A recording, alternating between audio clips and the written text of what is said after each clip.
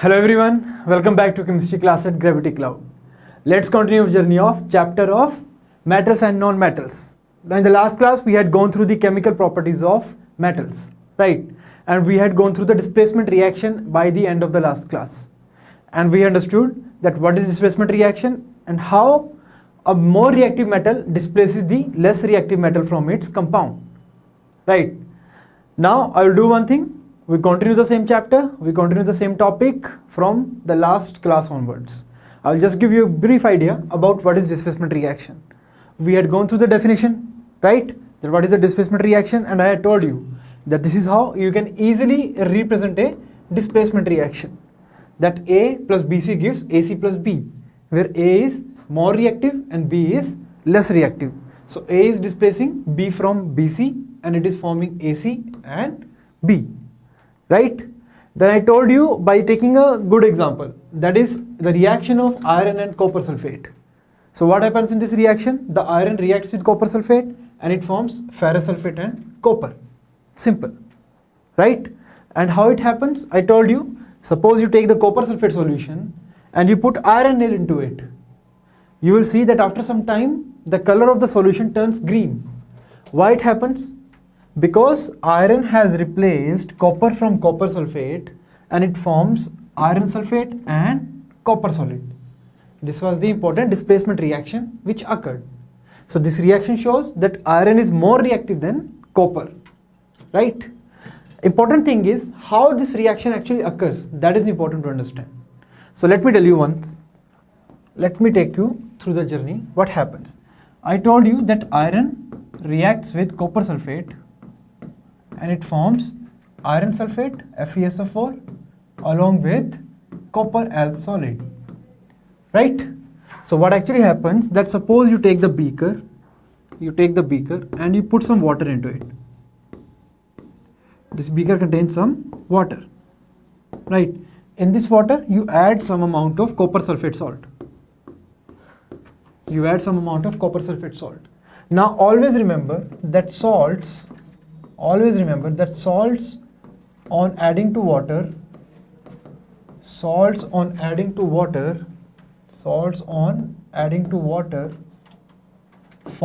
ions. Simple. So when you add the salts into water, what happens? They form the ions. Simple. So here when you add copper sulfate salt into water, you will see it will split into ions. So copper sulfate solution we will get the copper sulfate solution, and in this solution you will have copper and sulfate ion, Cu2 plus ion along with SO4 2 minus ion. The salt will split into ions, copper ion and sulfate ion. Now we have iron, right? So iron is what? It's a metal. And I told you metals are electropositive, means they have tendency to lose electrons. So this iron will form Fe2 plus 2 electrons. What will happen? You will take the iron, right? You will take the iron chips and you will put the iron chips into the same solution. When you put the iron chips into the solution, you will see the iron will split into ions, Fe2 plus, and it will lose 2 electrons. Means one atom of iron will lose 2 electrons and it will form Fe2 plus ion. Now this Fe2 plus 2 electrons plus Cu2 plus and SO4 2 minus. This is what we have in the beaker. These are the ions which we have in the beaker, right? Now I told you that in displacement reaction, a more reactive element displaces the less reactive element from its compound. So here iron is replacing copper from copper sulfate, right? So we also know that a compound is formed by two types of ions, positive ion and negative ion, right? So here we have positive ion, here I have negative ion. So these two ions, they will react or they will mix with each other, right? And they will form ferrous sulfate, FeSO4. Also, now we know copper is there, right? Copper is 2 positive. Cu2 positive means copper lost 2 electrons. How do we get 2 positive? If I have copper metal, it will lose 2 electrons, it will form Cu2 plus 2 electron. right? But now these 2 electrons which are given by iron, the 2 electrons which are given by iron are gained by copper. They are gained by copper, and copper forms what? It forms copper solid. Means the copper ion which is present in the solution, it gains 2 electrons and it forms the copper solid. Simple. So this is the basic mechanism of, or we can say basic method of writing the displacement reaction, and how we can easily understand the displacement reaction, right? Simple. So next thing is that I told you how the reaction occurs, right? This we have already done in the last class. Also we had gone through some examples, and I told you that when you take magnesium metal and you put in the copper sulfate solution, what happens? The reaction occurs. Reaction takes place, and magnesium replaces copper from copper sulfate, and it forms magnesium sulfate along with copper solid. Similarly, iron, when you take and you put in sulfuric acid, what will happen? Reaction will occur. We have already written the reaction in the last class, right? The reaction will occur here, and iron replaces hydrogen from sulfuric acid, and it forms iron sulfate along with hydrogen gas. Also, when you take iron in magnesium sulfate solution, right? Suppose I have this solution. I have this beaker which contains MgSO4 aqua solution. It contains MgSO4 aqua solution. In this solution, suppose you add iron metals. You add iron metal. So will the reaction occur? No, right? In this case, reaction does not occur. Why? Because I told you magnesium is more reactive. Magnesium is more reactive than iron, right? Or in other words, iron is less reactive than magnesium. So if iron is less reactive than magnesium, then how can it replace magnesium from magnesium sulfate? It's not possible, right? So that means this reaction will not occur. Similarly, when you take copper in sulfuric acid, when we take copper in sulfuric acid, same thing. Here also, the reaction do not occur. Why? Because copper is less reactive than hydrogen. Because copper is less reactive than hydrogen, that means it cannot replace hydrogen from the sulfuric acid. That's why reaction did not occur. Here, magnesium is more reactive than copper. Magnesium is more reactive than copper, because in the above reaction what happens? Magnesium replaces copper from copper sulfate, and it forms magnesium sulfate, right? It forms magnesium sulfate along with copper solid. Simple. In this case also, iron can replace hydrogen from sulfuric acid. That means iron is more reactive than hydrogen. Iron is more reactive than hydrogen. Simple, right? And it will form FeSO4 plus H2 gas. Simple, right? So point is that you can see that here iron is more reactive than magnesium, and iron is more reactive than hydrogen. In this case, magnesium is more reactive than copper, or I can say here copper is less reactive than hydrogen. So one element is more reactive than the other, right? So we have total of 118 elements. Total of how many elements? 118 elements. And out of these 118 elements, we have large number of metals. 90% of the elements are metals. So we can arrange these metals in their order of reactivity, right? And that activity is called reactivity series, or we can say activity series. So basically, we'll discuss about that thing. So in short, one thing is clear, that one metal is reactive than the other metal, right? This is clear, that one metal will always be more reactive than the other metal, and there is always a reactivity competition between the metals, right? Simple. So some metals are more reactive and some are less reactive. Now for example, if you talk about magnesium, you can see that magnesium, when we burn the magnesium, it burns easily with the white flame, right? When magnesium is burnt, what happens? When you burn the magnesium, what happens? When you burn it, it reacts with oxygen and it forms magnesium oxide, right? Magnesium reacts with oxygen, it forms magnesium oxide. The important thing is that it burns very easily. It burns very easily. But in the case of zinc, if you burn the zinc, it does not burn very easily, right? It does not burn very easily as magnesium. Means the reaction is slow. Means reaction is slow. The reaction of magnesium with air, with oxygen is fast. The reaction of zinc with oxygen is slow. In the case of iron, when you take iron, it will react. It burns but very less easily. Very less reaction, right? Down the slope, right? Very less reaction. So I will say the reactivity of iron with oxygen is very less. And in the case of copper also, very little reaction. Very little reaction means it just glows a little. Very small glow. When you burn the copper in the air, you will see the glow which appears is very less. And the glow is maximum in the case of magnesium, right? If the glow is magnesium, if the glow is maximum in magnesium means magnesium reacts more. If the glow is least in copper, that means copper reacts least with the air. Similarly, when it comes to acids, in the case of acids also, when you take the magnesium, right? For example, I take the magnesium and put in hydrochloric acid. You see, the moment you put magnesium metal in the hydrochloric acid, the gas appears, right? The reaction starts. That means the reaction is very fast. The reaction is very fast. But when you take the zinc metal and you put in hydrochloric acid, you will see the reaction here is also fast. The moment I put the zinc metal, you see the bubble starts appearing. What are those bubbles? Those bubbles are basically the bubbles of hydrogen, because zinc, it reacts with hydrochloric acid, it forms zinc chloride and hydrogen gas. Simple. Zinc reacts with HCl and forms zinc chloride plus H2 gas, and the H2 gas comes up, right?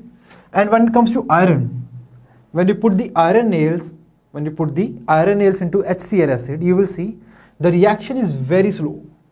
The reaction is very slow and it takes time. It takes a lot of time to undergo the reaction, right? Simple. It takes a lot of time to undergo the reaction like this. So that means what? That means iron is less reactive than zinc or magnesium when it comes to reaction with acid. Next, similarly copper. When you take the copper, you see, I take the copper and I put copper in the sulfuric acid. The reaction has not occurred. Right, here, important thing is that the reaction is not occurring, right? Here the reaction is not occurring. What does that mean? In this case, I am taking the copper metal in sulfuric acid, and this is cold sulfuric acid. I will say hydrochloric acid, sorry. This is cold HCl, means the acid which is not hot. This is cold HCl. In cold HCl, copper do not react with HCl. Right, in the cold acid, the copper do not react with the acid. But in this case, if you see, I take the copper metal, put into the sulfuric acid and I heat it. I heat it using the Bunsen burner. Now you see the reaction is occurring. In this case, the reaction is occurring. So in short, when it comes to the metals and their reactivity with the acids, you see magnesium, very fast reaction, zinc, fast reaction, iron, slow reaction, and copper, no reaction, right? So what does it tell? It tells that all these metals, they have a particular order of reactivity, right? It tells that these metals, they react, but some reacts fast, some reacts very slow. Or I will say, in other words, that when it comes to hydrochloric acid, magnesium is more reactive than zinc. And zinc is more reactive than iron, and iron is more reactive than copper, right? So this is the order of reactivity of these metals. In short, that we can arrange all the metals in the particular order of reactivity, and that order is called activity series, right? So if you look at here, what is happening, that we have arranged few of the metals in their order of reactivity. Simple. So now if I ask you one thing, you can easily see that on the top we have the most reactive elements. On the top we have most reactive elements, and at the bottom we have least reactive elements, right? In this series you will find the most reactive elements at the top and the least reactive elements at the bottom. Simple. This is one thing. Second thing, you will see that sodium, potassium, lithium and calcium, they easily react with cold water, right? If I told you that metals react with water to form metal hydroxides and hydrogen gas, right? All the metals, they react with water to form metal hydroxide and hydrogen gas. So if you take sodium, potassium, lithium and calcium and you put these metals into cold water, you take these metals and you put into cold water, they will react, right? They will react. But if you take magnesium, aluminium, carbon, zinc, iron, nickel, tin, lead, these elements, if you take these elements and you put these elements into cold water, they will react very slow, right? In cold water, they will react very fast. In cold water, they will react very slow. Simple. From top to bottom, the reactivity decreases. From top to bottom, the reactivity decreases. So it is an arrangement of metals in the decreasing order of their reactivity. Simple. One thing. Second thing, the metals at the top are more reactive than the metals at the bottom of series. Simple. So I will say that potassium is more reactive than sodium, right? If you want to write, you can write that potassium is more reactive than sodium, and sodium is more reactive than lithium, and then calcium, then we have magnesium, right? Then we have aluminium, carbon, and we have zinc, iron. After that we have nickel, right? Then we have tin. After tin we have lead. After lead we have hydrogen. Then we have copper. Then we have mercury, silver, right? And after silver we have gold and platinum. So in short, this is the order of reactivity of few of the important metals, which you will basically see in the chemical reactions. Most of the chemical reactions you will see will contain these metals, right? Important thing is that in this case, the metal which is at the top of series, can easily replace metals which are at the bottom, right? So if I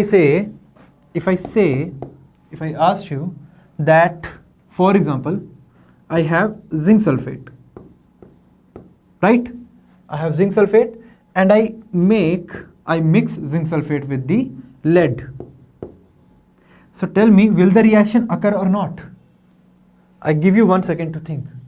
If I take lead metal solid, I make it react with, if I take lead metal as solid and I make it react with zinc sulfate, tell me, will the reaction occur or not?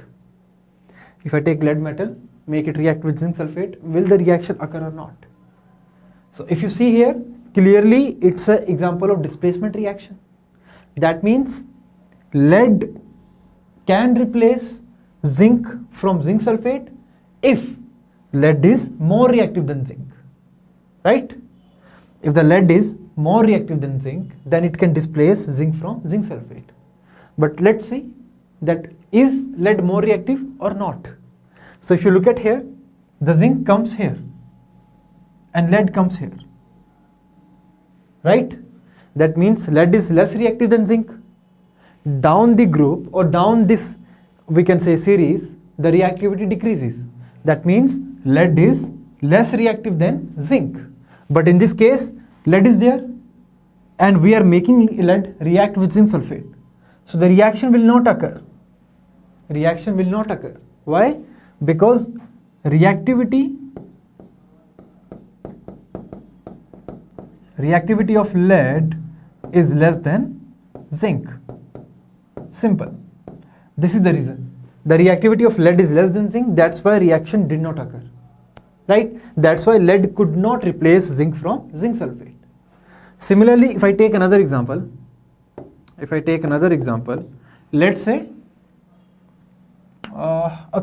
let's say I have aluminium sulfate. Just a second, I'm just erasing it.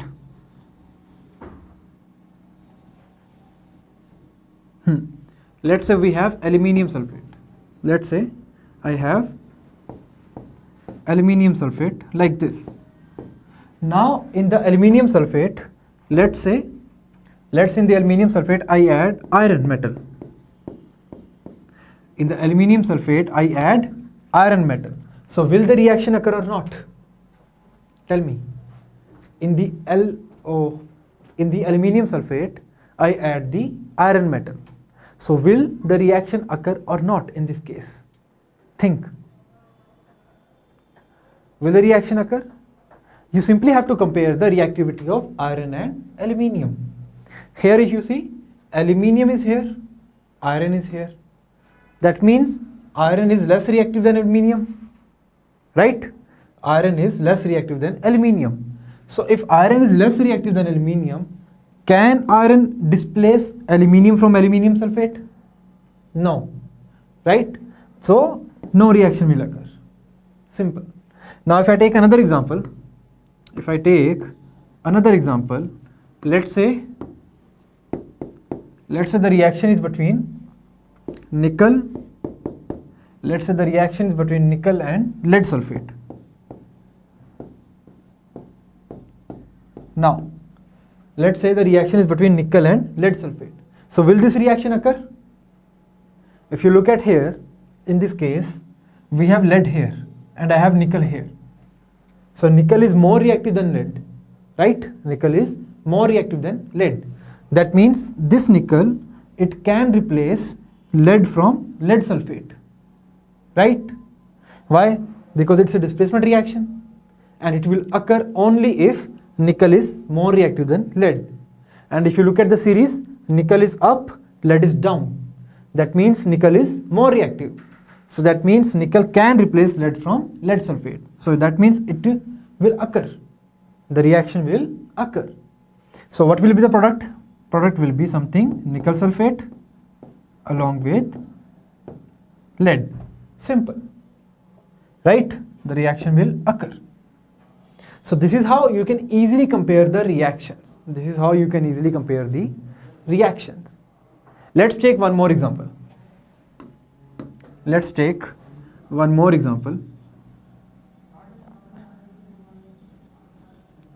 For example, I have, let's say, aluminium sulfate, right? Or just a second. Let's say I have aluminium and I make it react with sulfuric acid. I have aluminium metal, I make it react with sulfuric acid. So will the reaction occur or not?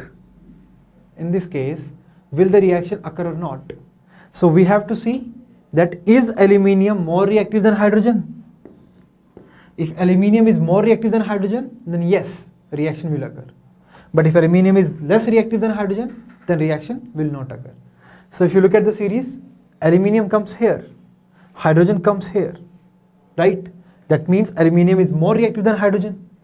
So if it is more reactive, so it can replace hydrogen from H2SO4 and it will form Al2SO4 thrice plus hydrogen gas. Simple. Why? Because reaction is possible. Simple. Similarly, if I talk about this one, zinc, or let's say,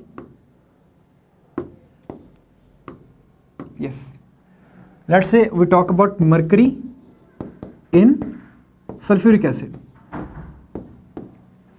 I take mercury and I dip in sulfuric acid. So will the reaction occur? Will this reaction occur? I take mercury metal and dip in sulfuric acid. So in this case, reaction will occur or not? Tell me. We have mercury metal, right? And we have H2. So in this reaction, if the reaction has to occur, remember, if the reaction has to occur, mercury should be more reactive than hydrogen. But if you look at here, mercury comes here and hydrogen comes here. That means mercury is less reactive than hydrogen. So if mercury is less reactive than hydrogen, reaction will not occur, because if mercury is less reactive than H2, it cannot replace H2 from H2SO4. That means reaction will not occur. Simple. Right? So this is how you can easily understand the reactivity series, and you can easily understand in which case reaction will occur, in which case reaction will not occur. Right? So simply, if I give you few points regarding the activity series to remember, so these are the points. The metals which are present at the higher position in the series are more reactive, the metals at the bottom are less reactive, and the metals present at the top can replace the metals at the lower position from their salts. Simple. Right? The metals which are present at the top position in the reactivity series can replace metals which are present at the bottom in the reactivity series. Right? Simple. Note it down. Last statement, although the hydrogen is not a metal, it is placed in the reactivity series. Right?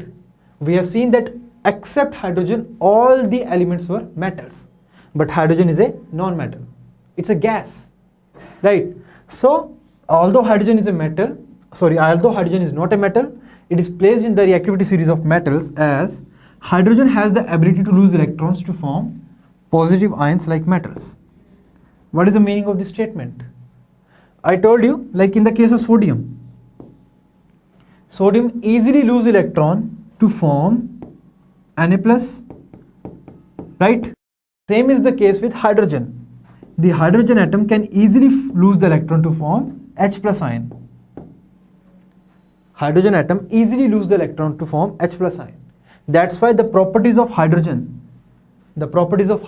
they little bit match with the electropositive elements, or we can say metals like sodium, lithium.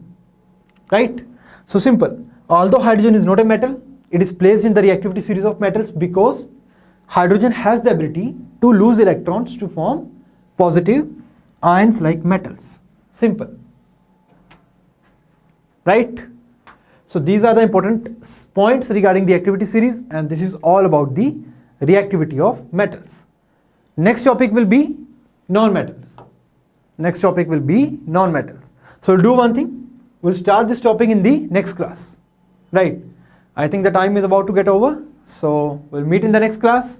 We'll start with a new topic and we'll start with the fresh mood. That's all for today.